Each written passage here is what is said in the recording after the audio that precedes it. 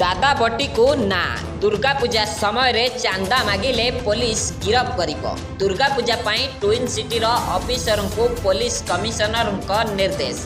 जीए चांदा मागिबो ताको पुलिस गिरफ करिबो बोली कहिसंती पुलिस कमिश्नर। जीए जबरदस्त चांदा मागिबो तांको उपरे कार्यानुष्ठान ग्रहण कराजिबो।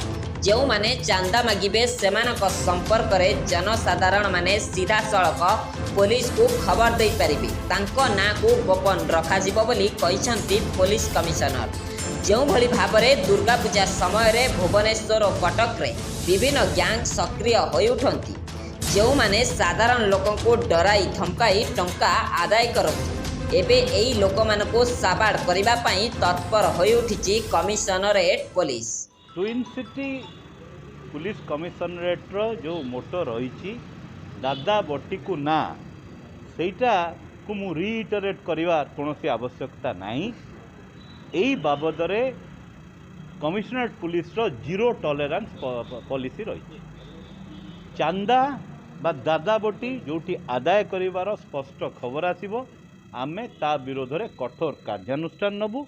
आमे सूचई दौचु विशेषकर पूजा पार्वण समय एटा सामान्य बढ़ी थाए। आमे सूचई दौचु आपण माध्यम जनसाधारण को जीए जबरदस्ती चांदा आदाय करने को चेष्टा करिवो बा दादा बटी मागिबो ता विरुद्ध में कार्यानुष्ठान कठोर होबो।